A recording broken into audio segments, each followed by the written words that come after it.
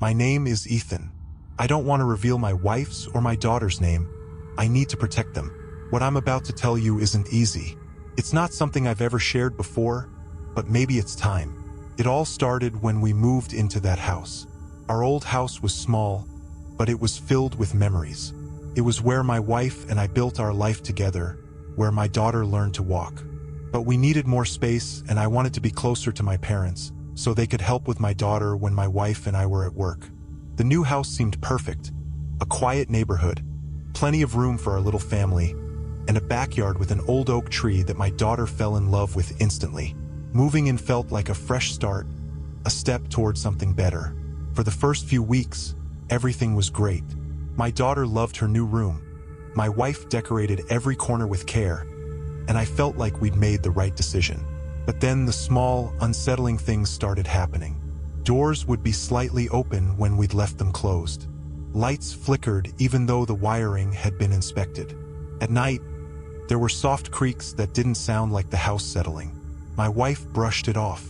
"It's an old house," she'd say with a smile. "Don't let it get to you." But then my daughter started talking about the lady in red. "She visits me at night," my daughter said one morning, her little face pale. "She says she's lonely." "Who's the lady in red?" I asked, trying to keep my voice calm. "She wears a red dress," my daughter explained, hugging her stuffed bunny. "And she told me there's a magic book just for me." I froze. "What book?" She shrugged, distracted by her cereal, and didn't say more. I tried to dismiss it, telling myself it was just her imagination. But then, a few days later, she found the book. It was a Saturday afternoon. My wife and I were unpacking the last of the boxes in the garage while my daughter played outside.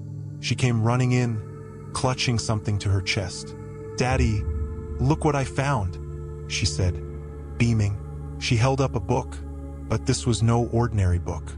Its cover was black and rough, almost like charred leather. In the center was a star, bright red, surrounded by symbols I couldn't read. The title was etched in jagged letters, "The Satanic Magic of the Dark Unknown." I felt a chill just looking at it. "Where did you get this?" I asked. "In the oak tree," she said. "It was in a hole." "A hole?" My stomach twisted. "You climbed the tree?" She nodded. "The lady in red told me to look there. She said it's for me." My wife and I exchanged a glance. She took the book from our daughter, flipping through the pages. The text was written in a language neither of us recognized, and the illustrations, if you could call them that, were disturbing. Figures in red cloaks standing in circles, dark shapes looming behind them, strange symbols that seemed to shift when you stared too long.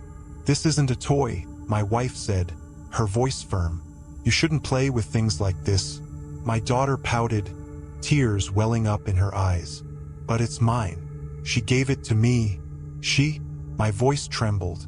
"The lady in red?" My daughter nodded, her expression suddenly serious. "She said it's for me, and she'll be mad if you take it." I didn't know what to say. My wife put the book on the highest shelf in the garage out of reach. "We'll deal with it later," she said, trying to sound calm. But that night, none of us slept well. My daughter woke up screaming around midnight. When I rushed into her room, she was sitting in the middle of her bed, clutching her bunny and staring at the corner. "She's mad," she whispered. "Who's mad?" I asked, my heart racing. "The lady in red," she said. "She wants her book back." I stayed with her until she fell asleep, but I couldn't shake the feeling that we'd made a mistake.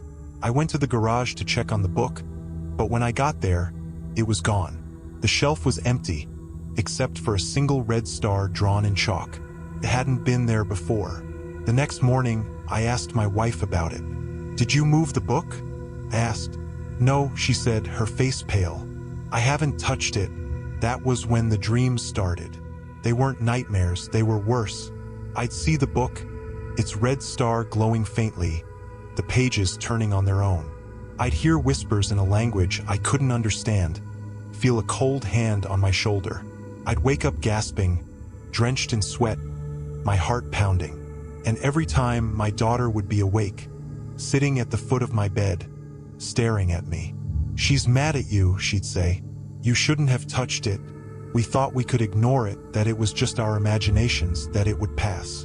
But it didn't. The whispers grew louder, the shadows in the corners darker. The lady in red wasn't just in my daughter's dreams anymore.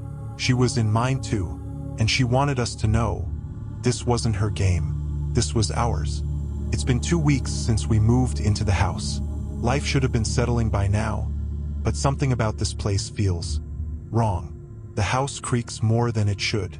Shadows seem to linger a little too long. And then there's the book, The Satanic Magic of the Dark Unknown, the one my daughter found tucked away in her room.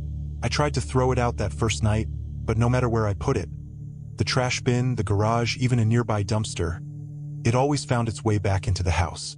By the second day, it was sitting on the coffee table, as if daring me to open it. I didn't.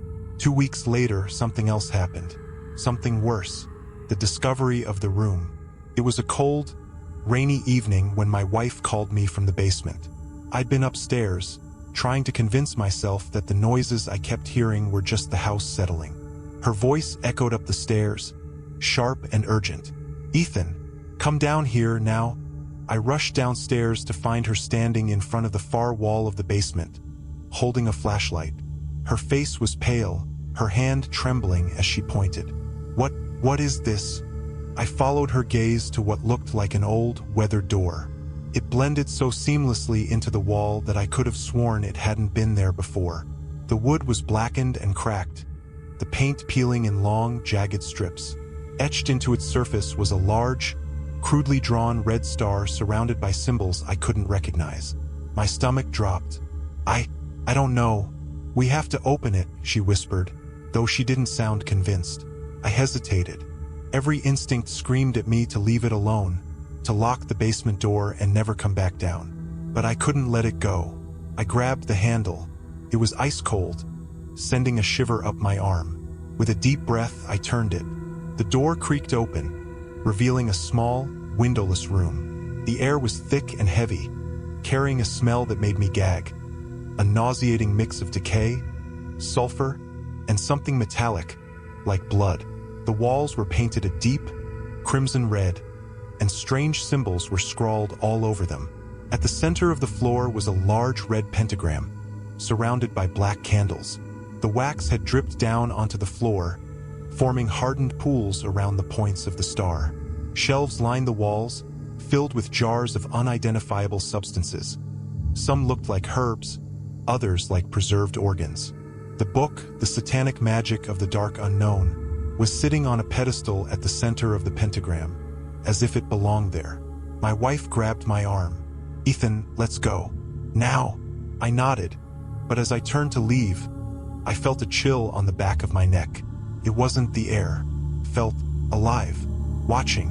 I slammed the door shut and locked it, dragging my wife up the stairs. "We're not talking about this," I said, my voice shaking. "Not to anyone." The change in my daughter.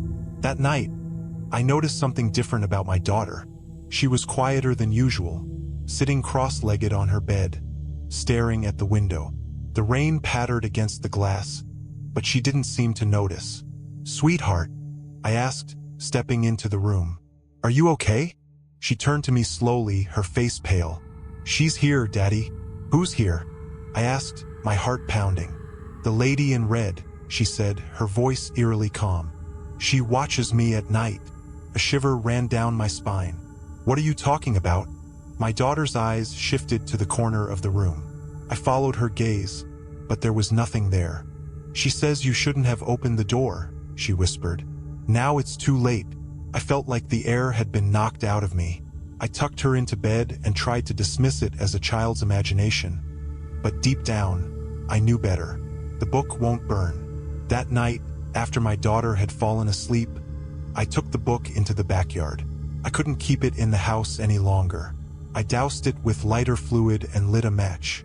The flames roared to life, consuming the pages, but the book didn't burn. It sat there, untouched by the fire, as if mocking me. Frustrated, I grabbed a shovel and buried it deep in the garden, covering it with dirt. But when I went back inside, it was sitting on the kitchen counter. My wife gasped when she saw it. "Ethan, what's going on? Why is it back?" I don't know, I admitted, my voice barely a whisper. But I'm going to figure it out. The lady in red. That night, as I lay in bed, I couldn't sleep. My wife had drifted off, but I couldn't stop thinking about what my daughter had said. I turned to look at her, and for a split second, I saw something standing at the foot of the bed. A woman, dressed in a flowing red gown, her face obscured by shadows. Her presence was suffocating, filling the room with an unbearable heaviness. I blinked, and she was gone. I didn't sleep that night. The next morning, my daughter refused to eat. She sat at the table, staring at the empty plate in front of her. When I asked her what was wrong, she simply said, "She doesn't like when you ignore her." "Who?" I asked, though I already knew the answer. "The lady in red," she replied, her voice flat. "She says you're making her angry." I felt a chill run down my spine. This wasn't just a game. This was real, and whatever we had unleashed wasn't going to let us go. The next step. I knew I had to do something. I couldn't let this thing take my family.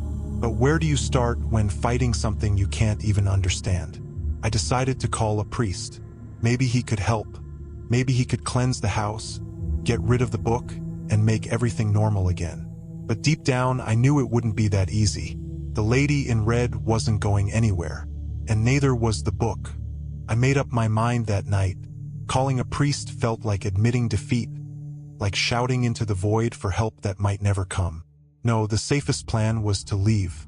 I convinced my wife that we needed to move temporarily, to pack our bags and stay with my parents until we found a new home. She didn't argue. The events of the past weeks had shaken her as much as they had me. "I just want to protect my family," I told her, my voice breaking as I held her close. "That's all that matters." We packed in silence the next morning. My daughter sat in her room, eerily quiet, her gaze fixed on the same window she'd been staring at for days. I tried to coax her out of her trance, but she didn't respond.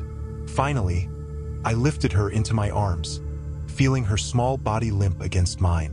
She whispered something into my ear, her breath cold against my skin. "You can't leave her behind, Daddy." I froze. "Who? Sweetheart." Her lips curled into a faint smile. "The lady in red. She's coming with us." A chill ran down my spine, but I didn't answer. I carried her to the car and strapped her into her seat. My wife loaded the last of the bags, and we drove off. I didn't look back at the house. Couldn't.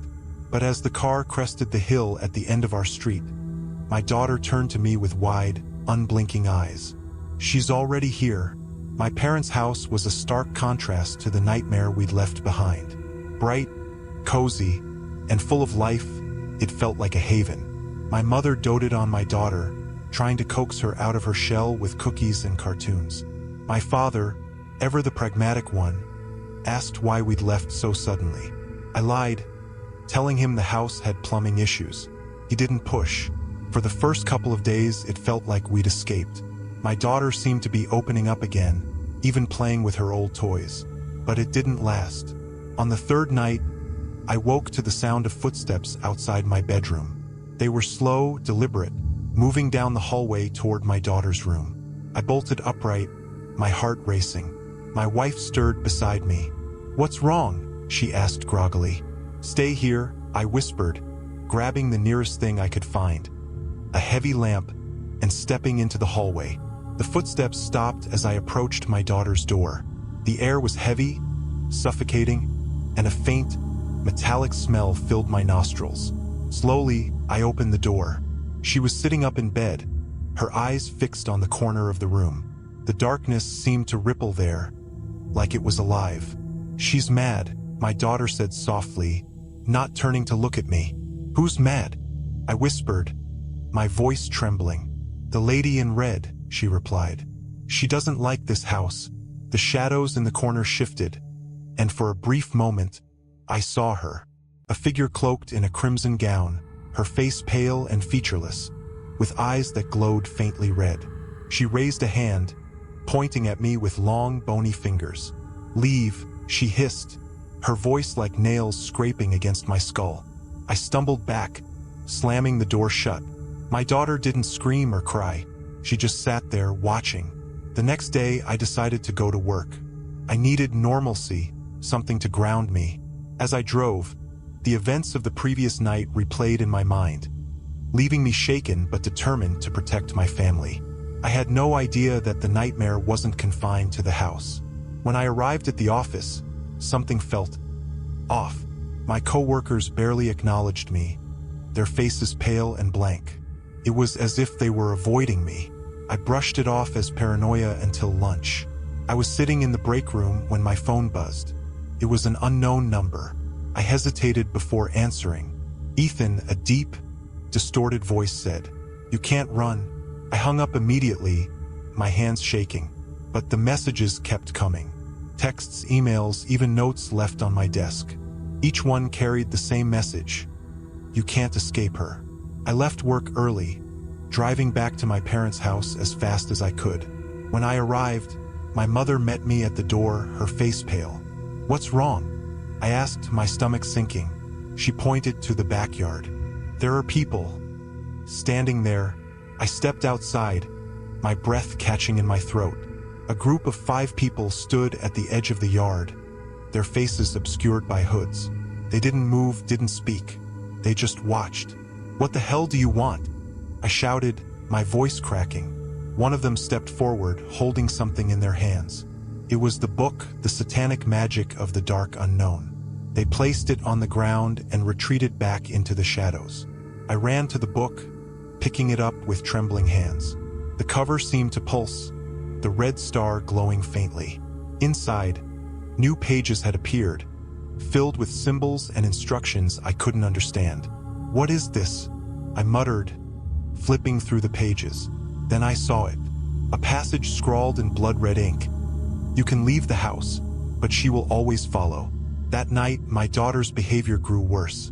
She spoke in strange, guttural tones, saying things no 4-year-old should know. At dinner, she stared at me with hollow eyes and said, "You'll burn with the rest of them." Couldn't eat, couldn't think. My wife begged me to get help, but what could I do? Call a priest? Go to the police? They wouldn't believe me. At 3 a.m., I woke to the sound of laughter. It wasn't my daughter's laugh. It was deeper, darker, echoing through the house. I ran to her room, throwing the door open. She was sitting on the floor, the book open in front of her. The pages glowed faintly as she traced the symbols with her fingers. "What are you doing?" I shouted, grabbing the book. "She's teaching me," my daughter said, her voice devoid of emotion. "She says you can't stop her." I tried to burn the book again, but as before, it didn't work. The flames refused to touch it. In desperation, I threw it into the nearby river, watching as it sank beneath the surface. When I returned home, it was sitting on the kitchen counter. I don't know what to do anymore. The lady in red has taken over our lives. My daughter isn't the same. My wife is terrified, and I feel like I'm losing my mind. Every night, I hear the whispers, the laughter, the growling. And every morning, the book is waiting for me. I thought leaving the house would save us, but now I know the truth. You can't escape the darkness once it finds you. It doesn't matter where we go. She's always there, watching. I don't know what to do anymore. The lady in red has consumed our lives. My daughter's laughter has turned to hollow silence. My wife barely speaks, and I feel the walls closing in on me every single day. The house, no matter where we go, feels the same, haunted, oppressive, alive. Every night, the whispers grow louder. I hear them in the walls, in the floorboards, even in my own head. They tell me things I can't bear to repeat. They tell me it's too late. Last night, I woke up to find my daughter standing at the foot of my bed. Her face was pale, her eyes empty, but her lips moved, forming words that weren't her own. She said, "You can't stop her," she whispered. "You never could." I wanted to scream, to grab her and hold her, but my body refused to move. The room grew colder, and in the shadows, I saw her, the lady in red. She stood tall, her skeletal fingers outstretched, her mouth twisted into a grotesque grin. "She's mine now," the voice rasped, low and guttural, echoing through the room. "And soon you will be too." I woke up screaming, but the nightmare didn't end. The book was on my chest, opened to a page I hadn't seen before. My name was written there, etched in blood, surrounded by symbols I couldn't understand. My wife tried to comfort me, but her touch felt cold, distant. I looked into her eyes and saw something that wasn't her. She's slipping away just like our daughter, just like me. This morning, I tried one last time to destroy the book. I took an axe to it, striking it over and over until the blade broke. The book didn't even have a scratch. Instead, it opened on its own, the pages flipping violently before landing on the same blood-streaked passage. You cannot destroy what you have invited. The laughter returned, louder than ever, filling every corner of the house. My daughter laughed with it, her voice blending with the echoes. My wife screamed, but it was too late. The lady in red stood in the doorway, her eyes burning with malice. I can't protect them. I failed. The darkness isn't just in the house anymore. It's in us. I don't know how this will end, but I feel it creeping closer. The whispers are louder, the shadows are darker, and the book keeps calling to me. If you're reading this, let it serve as a warning. Don't underestimate what lies beyond. Don't let curiosity guide you. Don't invite the darkness into your life, because once you do, it never lets you go. And that's the truth.